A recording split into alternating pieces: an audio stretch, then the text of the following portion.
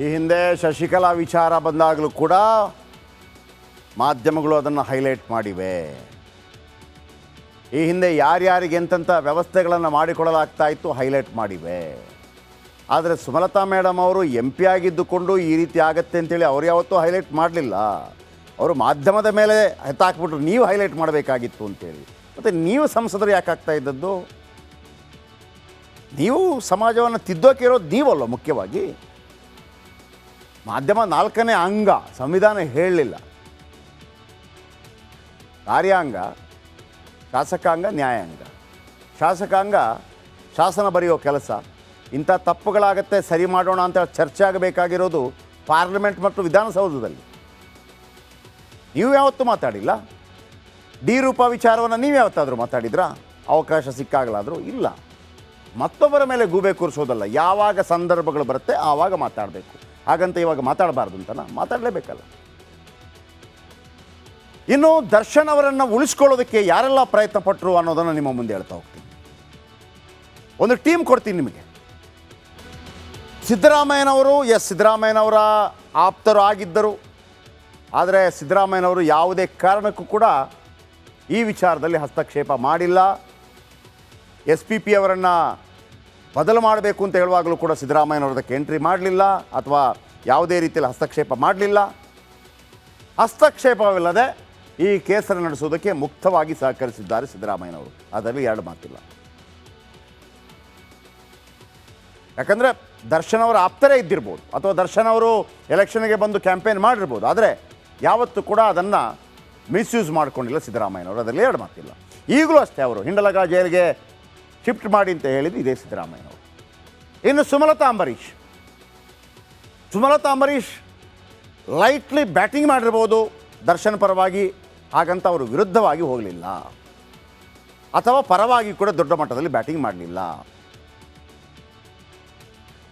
ಇನ್ನು ಸುಮಲತಾ ಅಂಬರೀಷ್ ಆದ ನಂತರ ಡಿ ಕೆ ಶಿವಕುಮಾರ್ ನೇರವಾಗಿ ಒಂದು ಮಾತನ್ನು ಹೇಳಿದರು. ಏನು? ನಾವು ಸಹಕಾರ ಕೊಡ್ತೀವಿ ತಪ್ಪುಗಳಾಗಿದ್ದರೆ. ಮತ್ತೊಂದು ಕಡೆ ಇವರ ಸಹಕಾರವೇ ಇದು ಇಲ್ಲಿ ತನಕ ಬಂದು ನಿಂತಿದೆಯಾ? ಇವರೇನಾದರೂ ಪರಮೇಶ್ವರ್ ಅವರ ಮೇಲೆ ಒತ್ತಡ ಹಾಕಿದ್ರಾ? ಪ್ರಶ್ನೆಗಳು ಉದ್ಭವ ಆಗ್ತಾ ಇದೆ. ಡಿ ಕೆ ಸುರೇಶ್ ಅವರ ಪ್ರಚಾರಕ್ಕೆ ಬಂದಿರಬಹುದು ಮತ್ತು ಅಲ್ಲಿ ಚನ್ನಪಟ್ಟಣದಲ್ಲಿ ಅಭ್ಯರ್ಥಿಯನ್ನು ನಿಲ್ಲಿಸಬೇಕು ಅಂತಿತ್ತು ಡಿ ಕೆ ಸುರೇಶ್ ಅವರಿಗೆ. ಆದರೆ ಡಿ ಕೆ ಸುರೇಶ್ ಅವರು ಕೂಡ ಎಲ್ಲೂ ಕೂಡ ದರ್ಶನ್ ಪರವಾಗಿ ಮಾತಾಡಬಾರ್ದು ಅಂತಲ್ಲ, ಕೇಸ್ಗೆ ಸಂಬಂಧಪಟ್ಟಾಗೆ ಬ್ಯಾಟಿಂಗ್ ಮಾಡುವಂಥ ಪ್ರಯತ್ನ ಮಾಡಲಿಲ್ಲ. ಮತ್ತೊಬ್ಬರು ಚೆಲುವರಾಯಸ್ವಾಮಿ, ಮಂಡ್ಯ ಉಸ್ತುವಾರಿ ಸಚಿವರು. ಚೆಲುವರಾಯಸ್ವಾಮಿ ಅವರು ಕೂಡ ಒತ್ತಡ ಹಾಕಿದ್ದಾರಾ ಅನ್ನುವಂಥ ಪ್ರಶ್ನೆಗಳು ಗೃಹ ಇಲಾಖೆಯ ಸುತ್ತಮುತ್ತ ಕೇಳಿ ಬರ್ತಾ ಇದೆ. ಗೃಹ ಸಚಿವರ ಸುತ್ತಮುತ್ತ ಇರೋರು ಕೆಲವು ಮಾತುಗಳನ್ನು ಆಡ್ತಾ ಇದ್ದಾರೆ. ಇನ್ನು ಜಮೀರ್ ಅಹ್ಮದ್ ಖಾನ್ ಆರಂಭದಿಂದಲೇ ಪ್ರಯತ್ನ ಪಟ್ಟಿದ್ದರು ಅನ್ನುವಂಥ ಅನುಮಾನಗಳು ರಾಜಕೀಯ ವಲಯದಲ್ಲಿ ಕೇಳಿ ಬರ್ತಾ ಇದೆ. SS ಮಲ್ಲಿಕಾರ್ಜುನ್ ದೊಡ್ಡ ಮಟ್ಟದಲ್ಲಿ ಪ್ರಯತ್ನ ಪಟ್ಟಿದ್ದಾರೆ ಅನ್ನುವಂಥ ಮಾತು ರಾಜಕೀಯ ವಲಯದಲ್ಲಿ ಕೇಳಿ ಬರ್ತಾ ಇದೆ. ಇನ್ನು ವಿನಯ್ ಕುಲಕರ್ಣಿ ಶಾಸಕರು, ಇವರು ಕೂಡ ದರ್ಶನ್ ಅವರ ಪರವಾಗಿ ಬ್ಯಾಟ್ ಮಾಡಿ ಯಾವುದೇ ಕಾರಣಕ್ಕೂ ಬೆಂಗಳೂರಿನಿಂದ ಶಿಫ್ಟ್ ಆಗಬಾರದು ಅನ್ನುವಂಥ ಒತ್ತಡವನ್ನು ಗೃಹ ಇಲಾಖೆ ಮುಂದೆ ತಂದಿದ್ದರು ಅನ್ನುವಂಥ ಮಾತುಗಳು ಕೇಳಿ ಬರ್ತಾ ಇದೆ. ಇನ್ನು ಇಂಡುವಾಳು ದರ್ಶನ್ ಪುಟ್ಟಣ್ಣಯ್ಯ ಜಸ್ಟ್ ಒಂದು ಬ್ಯಾಟಿಂಗ್ ಮಾಡಿದ್ದಾರೆ. ಇಂಡುವಾಳು ಸಚ್ಚಿದಾನಂದ ಭಾಳ ಮುಖ್ಯವಾಗಿ ದುಡ್ಡಿನ ವಿಚಾರಕ್ಕೆ ಸಂಬಂಧಪಟ್ಟ ಹಾಗೆ ಮೀಟಿಂಗ್ ಮಾಡ್ತಾ ಇದ್ದಾರೆ. ಇಂಡುವಾಳು ಸಚ್ಚಿದಾನಂದ ಅವರು ಕೂಡ ಬಂದಿದ್ದರು. ಯಾಕಂದರೆ ಇಂಡುವಾಳು ಸಚ್ಚಿದಾನಂದ ಗಿಲಿಗಿಲಿ ವೆಂಕಟೇಶ್, ಸೌಂದರ್ಯ ಜಗದೀಶ್ಗೆ ಸಾಲ ಕೊಟ್ಟಿದ್ದಾರೆ. ಹಾಗಾಗಿ PC ಮೋಹನ್ ಯಾವುದೇ ಕಾರಣಕ್ಕೂ ದರ್ಶನ ಪರವಾಗಿ ಬ್ಯಾಟಿಂಗ್ ಮಾಡಲಿಲ್ಲ. ಇವನ್ PC ಮೋಹನ್ ಅವರ ಎಲೆಕ್ಷನ್ ಕ್ಯಾಂಪೇನ್ಗೆ ಬಂದಿದ್ದರು. ಮುನಿರತ್ನ ಆ್ಯಸ್ ಎ ಆ್ಯಕ್ಟರ್ ಅಥವಾ ಪ್ರೊಡ್ಯೂಸರ್ ಅನ್ನುವಂಥ ರೀತಿಯಲ್ಲಿ ಮಾತನಾಡಿದ್ದಾರೆ. ಸತೀಶ್ ರೆಡ್ಡಿ ಭಾಳ ಆಪ್ತರು, ಆದರೂ ಕೂಡ ತೆರೆಮರೆಯಲ್ಲಿ ಬಿಟ್ಟರೆ ಮುಂದೆ ಬಂದು ಸಪೋರ್ಟ್ ಮಾಡಿಲ್ಲ. ಡಾಕ್ಟರ್ ಕೆ ಸುಧಾಕರ್ ಒತ್ತಡಗಳು ಇಲ್ಲಿ ತನಕ ಬಂದಿಲ್ಲ. ಈ ಜನರ ಲೀಸ್ಟನ್ನು ನಾನು ಯಾಕೆ ಕೊಟ್ಟೆ ಅಂತಂದರೆ ಇದರಲ್ಲಿ 4 ಸಚಿವರು ಮತ್ತು ಒಬ್ಬ ಶಾಸಕ ತೀವ್ರತರದ ಒತ್ತಡವನ್ನು ಗೃಹ ಸಚಿವ ಪರಮೇಶ್ವರ್ ಮೇಲೆ ಹಾಕಿದ್ದಾರೆ. ಇದನ್ನು ಪರಮೇಶ್ವರ್ ಆಪ್ತ ವಲಯವೇ ಮಾಧ್ಯಮಗಳಿಗೆ ತಿಳಿಸಿದೆ. ಇದನ್ನು ನಾವು ನಿಮ್ಮ ಮುಂದೆ ಇಡ್ತೇವೆ. ಇನ್ನು ದರ್ಶನ್ ವಿಡಿಯೋ ಕಾಲ್ ಮಾಡಿದ್ದು ಯಾರಿಗೆ? ಸತ್ಯ ಎನ್ನುವಾತ ಒಬ್ಬ ಕ್ರಿಮಿನಲ್ನ ಮಗನಿಗೆ. ಒಂದು ವೇಳೆ ಆ ಫೋನ್ ಕಾಲ್ ವಿಜಯಲಕ್ಷ್ಮಿ ಅವರಿಗೋ ಅವರ ಪತ್ನಿಯವರಿಗೋ ಅವರ ಮಗನಿಗೋ ಏನಾದರೂ ಇದ್ದಿದ್ರೆ ಹೇಳ್ಬೋದಾಗಿತ್ತು. ಫ್ಯಾಮಿಲಿ ಒಂದು ಅವಕಾಶ ಕೊಡ್ತಾರೆ ಅಂತ. ನೀವು ಅವಕಾಶ ಸಿಕ್ಕಾಗ ಮತ್ತೂ ಕೂಡ ಫೋನ್ ಮಾಡೋದು ಯಾರಿಗೆ ಫೋನ್ ಮಾಡಿದರೆ ಆತನ ಎತ್ತಾಕೊಂಡ್ಬಂದಿದ್ದಾರೆ.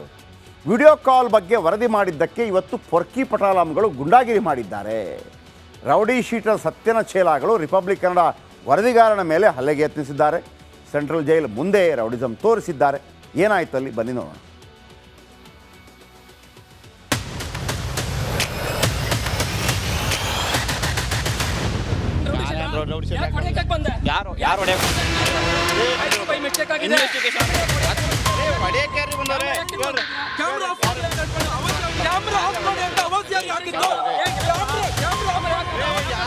ದರ್ಶನ್ ಪಟಾಲಂಗಳಿಗೆ ಜೈಲಿಗೆ ಹೋದ್ರೂ ಬುದ್ಧಿ ಬರಲಿಲ್ಲ.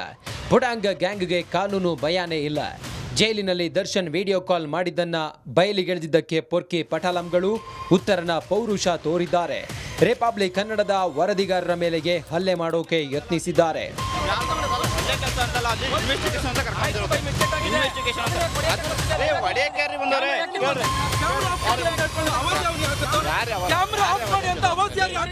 ಇವರದ್ದು ಅದೆಂತ ಬಂಡ ಬಾಳು ನೋಡಿ. ಮಾಡಿದ್ದು ತಗಡು ಕೆಲಸ, ಆದ್ರೂ ದಿಮಾಕಿಗೇನು ಕಡಿಮೆ ಇಲ್ಲ. ದರ್ಶನ್ ವಿಡಿಯೋ ಕಾಲ್ ಬಗ್ಗೆ ವರದಿ ಮಾಡಿದ್ದಕ್ಕೆ ಸತ್ಯನ ಚೇಲಾಗಳು ನಮ್ಮ ವರದಿಗಾರರ ಮೇಲೆಗೆ ಹಲ್ಲೆ ಮಾಡೋಕೆ ಮುಂದಾದ್ರು.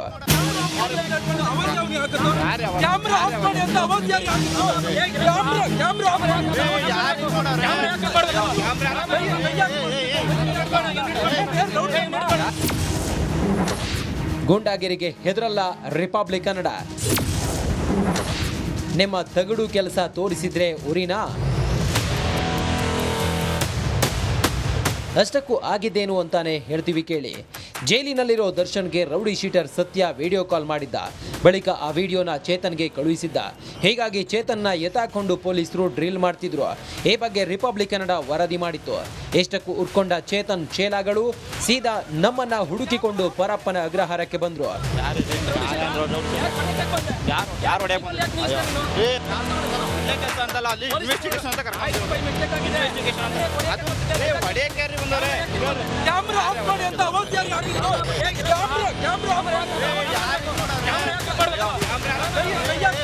ಸೀದಾ ಬಂದವರೇ ನಮ್ಮ ಆನೇಕಲ್ ವರದಿಗಾರ ಹಾಗೂ ಆಂಕರ್ ನಿಕೇಶ್ ಮೇಲೆ ಚೇತನ್ ಬೆಂಬಲಿಗರು ಹಲ್ಲೆಗೆ ಮುಂದಾದ್ರು. ಚೇತನ್ ಸಹೋದರ ಮಧು ರಿಪಬ್ಲಿಕ್ ಕನ್ನಡ ಕ್ಯಾಮ್ರಾವನ್ನ ಆಫ್ ಮಾಡೋಕೆ ಯತ್ನಿಸಿದ. ಕ್ಯಾಮ್ರಾಮನ್ ಮಂಜು ಹಾಗೂ ತಾಜ್ ಮೇಲೆ ಹಲ್ಲೆಗೆ ಯತ್ನಿಸಿದ.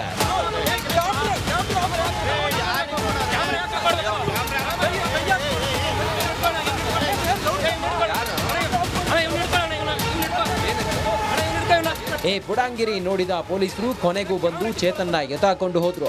ಅದೇನೇ ಇರಲಿ, ದರ್ಶನ್ ಪಟಾಲಂಗಳೇ ದಯವಿಟ್ಟು ಸ್ವಲ್ಪ ಕಿವಿ ಕೊಟ್ಟು ಕೇಳಿಸಿಕೊಳ್ಳಿ. ನಿಮ್ಮ ಗೊಡ್ಡು ಬೆದರಿಕೆಗೆ ರೌಡಿ ಶೀಟರ್ಗಳ ಗೂಂಡಾಗಿರಿಗಲ್ಲ ರಿಪಬ್ಲಿಕ್ ಕನ್ನಡ ಜಗ್ಗಲ್ಲ, ಕುಗ್ಗಲ್ಲ, ಬೆದರಲ್ಲ. ನಿಕೇಶ್ ಜೊತೆ ನವೀನ್ ಶೆಟ್ಟಿ, ಕೆರಾಡಿ, ಆನೇಕಲ್, ರಿಪಬ್ಲಿಕ್ ಕನ್ನಡ.